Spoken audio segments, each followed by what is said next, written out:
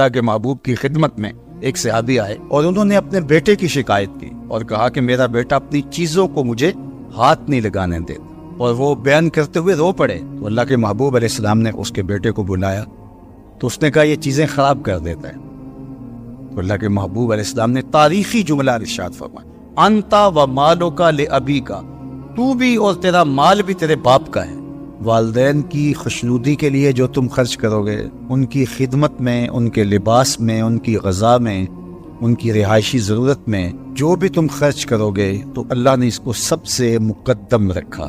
والدین نے ساری زندگی بے لوث اولاد پر سب کچھ نچھاور کیا ہوتا ہے، اور جب والدین بوڑھے ہو جائیں تو ماں باپ کی خدمت کو اور ان کے لیے اپنے مال کو کبھی بھی نہ پوشیدہ رکھنا چاہیے، نہ چھپا کے رکھنا چاہیے، نہ ان کو دینے سے گریز کرنا چاہیے. بہت ساری اولادیں جو اپنے مالی معاملات، معاشی معاملات، اپنے کاروبار اپنے ماں باپ سے چھپاتے ہیں تاکہ ان کی نظر میں نہ رہیں، اور بعض تو ان کے سامنے غریب بننے کی اداکاری کرتے ہیں.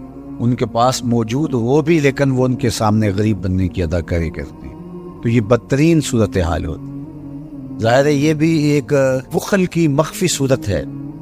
انسان جب ہونے کے باوجود غریب بننے کی اداکاری کرتا ہے تو یہ بخل کی ایک مکارانہ شکل ہے کہ لوگ کہیں کہ یہ تو بیچارہ کسی قابل نہیں ہے. تو ماں باپ کے سامنے آپ کی کوئی چیز پوشیدہ نہیں ہونی چاہیے. تو فرمایا تمہارے مال کا سب سے زیادہ حقدار کون ہے؟ فللوالدین، یہ والدین کے. انہوں نے اپنا جگر کاٹ کے تمہیں کھلایا، اپنے کلیجے کی غذا تمہیں فراہم. چاہے وہ جتنے مرضی لمبے سجدے کرتا رہے، اس کا رب عرش کا رحمان اس پہ راضی نہیں ہو سکتا. اللہ کے حبیب صلی اللہ علیہ وسلم نے ارشاد فرمایا، الا انبئکم باکبر الکبائر، لوگوں تمہیں بڑے بڑے گناہوں کی خبر نہ دے دوں؟ صحابہ نے عرض کی کیوں نہیں یا رسول اللہ، آپ ارشاد کریں. فرمایا الاشراک باللہ وعقوق الوالدین وجلس وکان متقیا قال الا وقول الزور والشہادۃ الزور. حضور فرمایا ایک اللہ کے ساتھ کسی کو شریک ٹھہرانا، اور دوسرا کسی انسان کو قتل کرنا، تیسرا والدین کی نافرمانی کرنا. اور حضور اس موقع پہ ٹیک لگائے بیٹھے تھے، ٹیک چھوڑ کے آگے ہو گئے. وَجَلَسَ وَكَانَ مُتَّكِئًا، آگے ہو گئے، اور حضور نے 3 مرتبہ اس بات کو کہا، اور پھر فرمایا اور جھوٹی گواہی دینا اور جھوٹی شہادت دینا. تو یہ وہ ہیں جو بڑے بڑے گناہ ہیں. میں نے ایک روایت میں پڑھا ہے، حضور نے ارشاد فرمایا جنت کی خوشبو 1000 سال کی مسافت سے آنا شروع ہو جائے گی. جب لوگ جنت میں جائیں گے تو 1000 سال کی مسافت دور ہی ہوں گے کہ جنت کی خوشبو آنا شروع ہو جائے گی. لیکن 4 اشخاص ہیں جو جنت کی خوشبو نہیں پا سکیں گے. وہ کون کون سے ہیں؟ ایک قاطع الرحم، جو رشتہ داریاں توڑتا ہے، کبھی اس سے لڑائی، کبھی اس سے لڑائی، کبھی اس سے لڑائی. حالانکہ حکم ہے سل من قطعک وات من حرمک، جو تجھ سے تعلق توڑے تو اس سے تعلق جوڑ، جو تجھے محروم رکھے تو اس کی جھولیاں بھر دے.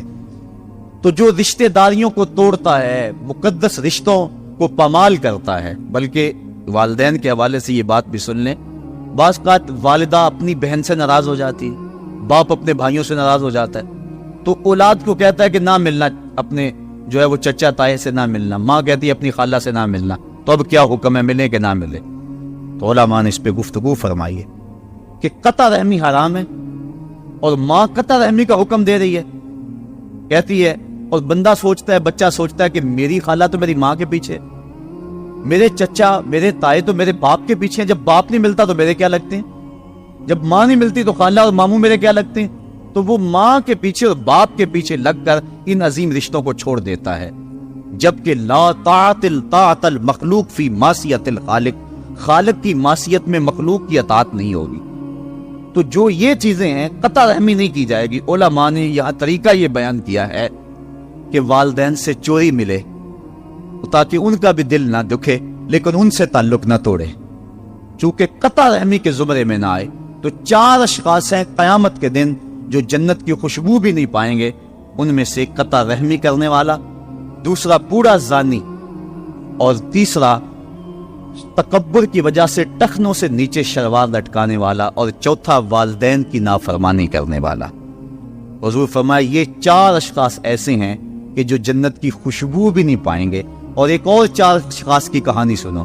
حضور نے ارشاد فرمایا اے عمر اگر مجھے لوگوں کے سست ہو جانے کا ڈر نہ ہو تو میں تمہیں یہ بات کہوں کہ اس خبر کو جا کے گلی بازاروں میں بتا دو اور 4 اشخاص کی جنت کی گواہی دے دو کہ انہیں جنت میں جانے سے کوئی شے نہیں روک سکتی. عرض کی حضور کون کون؟ فرمایا ایک وہ عورت جس نے اپنی ساری محبتیں اپنے خامد پہ نچھاور کر دیں اور وہ اس حال میں مری کہ اس کا خامد اس پہ راضی تھا. جنت میں جانے سے اس کو کوئی شے نہیں روک سکتی. اور دوسرا وہ شخص جس کے بچے زیادہ ہیں, ذرائع آمدنی تھوڑے ہیں, لیکن اس نے اپنے بچوں کے پیٹ میں حرام کا لقمہ نہیں جانے دیا, محنت کرتا رہا, اوور ٹائم لگاتا رہا, مزدوری کرتا رہا اور اپنے بیٹوں کے لیے رزق حلال کی تلاش میں رہا. وہ بوڑھی کمر پہ بوریاں اٹھا اٹھا کے کام کرتا تھا اور اپنی کثیر اولاد کی پرورش کے لیے اس نے محنتیں بلی کی اور ان کو حرام کا لقمہ نہیں کھلایا. فرمایا قیامت کے دن اس کو بھی جنت میں جانے سے کوئی شے رکاوٹ نہیں پیدا کر سکتی. اور تیسرا حضور نے فرمایا وہ شخص کہ جو اپنے والدین کے ساتھ حسن سلوک کرے اور اس کے والدین اس پہ خوش ہوں, اس پہ راضی ہو جائیں. اور چوتھا وہ شخص کہ جس نے ایسی سچی توبہ کی کہ گناہوں کی طرف پلٹنا اس کے لیے اتنا مشکل تھا جس طرح جانور کے تھن سے نکلا ہوا دودھ واپس نہیں جا سکتا, وہ گناہوں کی دنیا میں دوبارہ نہیں جا سکتا. تو یہ فرمایا یہ 4 شخص ایسے ہیں عمر اگر اس بات کا ڈر نہ ہو کہ لوگ سست پڑ جائیں گے تو ان 4 اشخاص کے بارے میں شہادت دے دو کہ یہ دنیا پہ چلتے پھرتے جنتی. تو ماں باپ کی خدمت کرنے والا, ماں باپ کو راضی رکھنے والا یقیناً اللہ کی نعمتوں کا حقدار ہے. وہ بدبخت ہیں بیٹے جو ماں باپ کو راضی نہیں رکھتے. اللہ کے حبیب صلی اللہ علیہ وسلم کی خدمت میں ایک شخص حاضر ہوا اور اس نے اذن جہاد طلب کیا. حضور میں جہاد پہ جانا چاہتا ہوں, مجھے اجازت مرحمت فرمائے. حضور نے فرمایا احیٌ والدا کا, کیا تیرے والدین زندہ ہیں؟ قال نعم, عرض کی ہاں حضور میرے والدین زندہ ہیں. قال ففیہما فجاہد, کہا جا ان کی خدمت کر, یہی تیرا جہاد ہے. ماں باپ کو بلکتا ہوا چھوڑ جائے اور آپ جہاد پہ چلا جائے, ماں فالج میں گری ہوئی ہے اور بیٹا تبلیغی گشت پہ چلا جائے, باپ تڑپ رہا ہے اور بیٹا پیر کی چوکھٹ پہ جھاڑو دیتا پھرے, اللہ راضی نہیں ہوگا. میں سچ کہتا ہوں, اپنے بھی خفا مجھ سے ہیں, بیگانے بھی ناخوش, کہ میں زہر حلال کو کبھی کہہ نہ سکا کند. بات وہی کہتا ہوں سمجھتا ہوں جسے حق, نئے ابلہ مسجد ہوں نئے تہذیب کا فرزند. محمد عربی صلی اللہ علیہ وسلم سے بڑا پیر کون ہو سکتا ہے؟ لیکن حضرت وہ ویسے کرنی نہیں آ رہے. آقا کریم اپنے بٹن کھولتے ہیں اور کرن کی طرف, یمن کی طرف رخ کر کے لمبی سانسیں لیتے ہیں اور کہا میں رحمان کی خوشبو پا رہا ہوں. ایک دن صحابہ نے پوچھا بندہ نواز جس کے لیے تڑپتے ہو, جس کی ٹھنڈی ہوائیں آپ کو آ رہی ہیں, وہ آپ کا بڑا پیار کرنے والا ہے. کہا ہاں میرے سے بڑی محبت کرتا ہے. تو کہا پھر اتنی محبت کرتا ہے تو یمن تو دور نہیں ہے, بلال حبش سے آ گیا, سلمان فارس سے آ گیا, سہیب روم سے آ گیا, اور وہ یہاں یمن سے نہیں آ سکا. فرمایا اس کی بوڑھی اور نابینا ماں ہے جس کی خدمت اس کو نہیں آنے دیتی. اللہ اکبر. اب حضرت ویسے کرنی نہیں آئے لیکن خیر التابعین کہلائے, آئے نہیں لیکن حضور ان کی یاد میں تڑپ رہے. اللہ, بلکہ حضور نے فرمایا کہ کوئی جائے اویس بن عامر کو ملے اور جب ملے تو اس کو کہنا میری امت کی بخشش کی دعا کرے. جو ماں باپ کی خدمت کرتا ہے اس سے ثابت ہوا اس کی دعائیں قبول ہوتی ہیں. میں نے ایک روایت میں پڑھا ہے کہ جو آدمی روزانہ اپنے والدین کے لیے دعا کرے, والدین زندہ ہوں تب بھی, والدین فوت ہو گئے ہوں تب بھی, یہ عادت بنا لے, روزانہ ماں باپ کے لیے دعا کرے, ساری زندگی اس کے رزق میں بے برکتی نہیں آئے گی, اللہ اس کو رزق کی فراوانی عطا کر دے گا. اور جو والدین کے لیے دعا نہیں کرتا اللہ تعالیٰ کی رحمتوں سے محروم ہو جاتا ہے. حضرت ابو ہریرہ رضی اللہ تعالیٰ عنہ جب بھی ہاتھ اٹھاتے تھے تو یہ دعا کرتے تھے, اللہم اغفر لأبی ہریرہ ولأمی ولمن استغفر لہما, اے اللہ ابو ہریرہ کو بخش دے, حضرت ابو ہریرہ کی ماں کو بخش دے, اور قیامت تک جو ہم دونوں کے لیے بخشش کی دعا کرے اس کو بھی بخش دے. حضرت امام محمد بن سیرین ایک بزرگ ہوئے تابعی, جب بھی دعا کرتے تھے یہ دعا ضرور کرتے تھے، اے اللہ ابو ہریرہ کی بخشش کر دے۔ کسی نے کہا کہ تمہیں ابو ہریرہ رضی اللہ تعالیٰ عنہ ان کی ماں سے بڑی ہمدردی ہے؟ کہا ان سے جو ہمدردی ہونی ہے وہ تو ہونی ہے۔ انہوں نے کہا ہوا ہے اللہ ابو ہریرہ اور ان کی ماں کو بخش دے، جو ان کے لیے دعا کرے اس کو بھی بخش دے۔ تو میں دعا کر کے اپنی بخشش پکی کر رہا ہوں۔ تو والدین کے لیے دعا کرنا اللہ کی رحمت کو دعوت دینا ہے۔ تو فرمایا کہ جاؤ اویس بن عامر کو جانا اور جا کے اس کو میری امت کے لیے دعا کا کہنا۔ حضرت سیدنا عمر فاروق حضرت علی المرتضیٰ گئے، جا کے ڈھونڈا، تلاش کیا، اویس بن عامر ملے، حضور کا سلام کہا، بس پھوٹ پھوٹ کے رونے لگے۔ کہا بتاؤ میرے رسول کے لبوں پہ میرا نام کیسے آیا تھا؟ حضور میرا جب تذکرہ کرتے تھے کیسے کرتے تھے؟ یہ درد دیکھا تو بولے کہ کیا آپ اتنی محبت رکھتے ہیں تو پھر ملنے کیوں نہیں آئے حضور؟ اتنا جو پیار رکھتے ہیں تو زیارت کرنے کیوں نہیں آئے؟ تو حضرت اویس کرنی نے بات کے رخ کو بدلا، کہا تم نے میرے رسول کو دیکھا ہے؟ تم نے میرے رسول کی زیارت کی ہے؟ کہا ہاں ہم تو صبح و شام وہاں رہے ہیں۔ کہا پھر بتاؤ حضور کی یہ ابرو جڑے ہوئے تھے یا کھلے ہوئے تھے؟ اب دونوں حیران ہو گئے۔ کہا تم نے تو دیکھا، میں نے تو دیکھا نہیں، تم بتاؤ نا، پھر میں تو گیا نہیں، مجھے کہتے ہو گیا نہیں، تم بتاؤ حضور کے ابرو جڑے ہوئے تھے یا کھلے ہوئے تھے؟ حیران ہیں، کہا حضور آپ ہی بتلائیے۔ کہا کوئی دور سے دیکھتا تو جڑے ہوئے نظر آتے، قریب آ کے دیکھتا تو کھلے ہوئے نظر آتے۔ یہ وہ ہے جو ماں کی خدمت کرتا رہا اور حضور کے دربار میں حاضر نہیں ہو سکا، لیکن حاضری اس کی تھی، وہ جہاں بھی تھا وہ نبی کے قرب میں تھا۔ تو اس لیے ماں باپ کی خدمت اتنا بڑا وظیفہ ہے۔ حضرت بایزید بستامی کہتے ہیں میں نے حق معاف کروا لی اپنی ماں سے، کہ ماں تیرے حق ادا کروں یا اللہ کے حق ادا کروں؟ تو مجھے اپنے حق معاف کر دے، میں اللہ سے اپنے حق معاف کروا لیتا ہوں، اپنی اللہ کو راضی کر لیتا ہوں۔ جنگلوں میں گھومتے رہے، 12 سال بیت گئے، ایک دن دوبارہ آئے، بستام کی سمت سے گزرے، خیال آیا چلو ماں کو سلام کر جاؤں۔ تہجد کا وقت تھا، رات کا وقت تھا، دروازے پہ کھڑے رہ گئے کہ میری ماں سوئی ہوگی، میں نے کبھی کوئی خدمت نہیں کی ماں کی، تو اب اٹھا کے تکلیف کیوں دوں؟ ساری رات کھڑے رہے۔ جب تہجد کا وقت گزرا تو نالی سے پانی آیا، سمجھ گئے کہ میری ماں تہجد کے لیے اٹھی ہے، دروازے کے قریب ہو گئے تو ماں نے ہاتھ اٹھا لیے، کہ اللہ میرا بیٹا بایزید تیری طلب میں نکلا ہوا ہے، میں نے اسے اپنے حق معاف کر دیے، تو اس کو اپنا وصال عطا کر دے۔ حضرت بایزید دروازہ کھٹکھٹانے لگے اور ماں کے قدموں میں لپٹ گئے اور رو کے کہنے لگے جس رب کو میں جنگلوں میں تلاش کرتا ہوں وہ تو رب میری ماں کے پاس ہے۔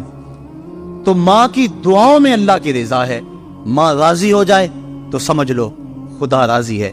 اللہ تعالیٰ جل شانہ نے ارشاد فرمایا وَقَضَىٰ رَبُّكَ أَلَّا تَعْبُدُوا إِلَّا إِيَّاهُ، تیرے رب نے یہ طے کر دیا ہے کہ اس کے علاوہ کسی کی پوجا نہیں کرو گے، وَبِالْوَالِدَيْنِ إِحْسَانًا، اور والدین کے ساتھ اس نے سلوک سے پیش آؤ گے۔ اِمَّا يَبْلُغَنَّ عِندَكَ الْكِبَرَ أَحَدُهُمَا أَوْ كِلَاهُمَا فَلَا تَقُل لَّهُمَا أُفٍّ وَلَا تَنْهَرْهُمَا، اگر تیرے پاس دو یا دونوں میں سے ایک بڑھاپے کو پہنچ جائیں تو پھر ان کے سامنے تو نے اف بھی نہیں کہنا اور نہ ان کو جھڑکنا ہے اور ان سے نرم لہجے میں بات کرنی ہے۔ جب ماں باپ جوان ہو، بچوں کی ضروریات پوری کر رہے ہیں، ان کے تعلیمی اخراجات اور ان کے معاشی سارے معاملات درست کر رہے ہوں، تو اس وقت تو والدین کی بچے تعظیم کرتے ہی۔ امتحان اس وقت شروع ہوتا ہے جب ماں باپ بوڑھے ہو جاتے ہیں اور چلنے پھرنے کی سخت بھی نہیں رہتی، صرف سانس کی ایک ڈوری لٹکی رہتی ہے، اور جس طرح بچہ اپنے بدن سے مکھی بھی نہیں اڑا سکتا تھا، اب یہ حالت ماں باپ پر آ گئی اور بچے کی طرح مزاج چڑچڑا ہو گیا۔ زمانے کے حالات بدل گئے لیکن ماں باپ کی وہ پرانی روش ہے، اسی انداز میں اسی ڈگر میں بات کرتا ہے۔ یہ آزمائش کے دن ہے، یہ امتحان کے دن ہے، اب دیکھنا ہے والدین کی اس وقت تعظیم کون کرتا ہے۔ فرمایا اما یبلغن عندک الکبر، اگر تیرے پاس وہ بڑھاپے کو پہنچ جائیں، دونوں پہنچ جائیں یا تیری خوش قسمتی کہ دونوں میں سے ایک پہنچ جائیں یا دونوں پہنچ جائیں، تو پھر ان کی تو نے تعظیم کرنی ہے۔ کیا کیسے تعظیم کرنی ہے؟ فلا تقل لہما اف، تو نے ان کو اف بھی نہیں کہنا۔ حضرت امام فخر الدین رازی کے حوالے سے میں آج ہی صبح یا گزشتہ شب اف کی تشریحات دیکھ رہا تھا، انہوں نے 12-13 اقوال بیان کیے ہیں، لیکن 2 قول فرماتے ہیں۔ اف یہ ہے کہ انسان کے بدن کے اوپر جو شفاف رہتا ہو، صاف رہتا ہو، مٹی پڑ جائے، ریت کا ذرہ پڑ جائے تو اس کو پھونک مار کے اس کو ہٹاتا ہے، تو وہ پھونک سے جو آواز پیدا ہوتی ہے اس کو عربی میں اف کہتے ہیں۔ تو پھر اف ہر اس چیز کے لیے منقول ہو گیا جو ناپسندیدہ ہے۔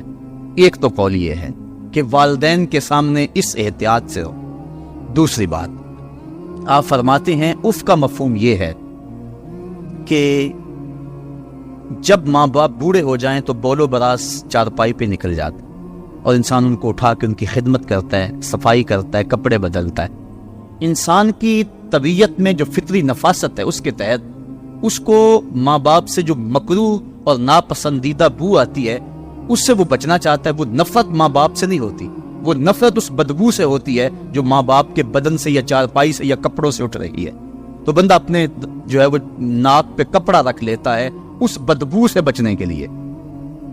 تو اف کے مفہوم کو بیان کرتے ہوئے حضرت امام رازی کہتے ہیں کہ انسان کو اس بات سے بھی روکا گیا ہے کہ تو اپنے ناک پہ کپڑا رکھ کے اگر ان کو صفائی کر رہا ہوگا تو ماں باپ کے نازک دل پہ کہیں یہ بوجھ نہ آ جائے کہ میرا بیٹا مجھ سے نفرت کر رہا ہے۔ اس لیے والدین کی تعظیم کا عالم یہ ہے کہ تو کھلے ناک سے ان کی خدمت کرے اور وہ بدبو سہتا رہے اور اپنے ناک کے اوپر کپڑا بھی نہ رکھے کہ تیرے ماں اور تیرے باپ کے دل کے اندر اتنا خلال اور ملال بھی پیدا نہ ہو۔ یہ ہے اف کا زمرہ۔ حضرت امام حسن رضی اللہ تعالیٰ عنہ نے ساری زندگی اپنی والدہ حضرت فاطمہ الزہرا کے ساتھ بیٹھ کے کھانا نہیں کھایا تھا۔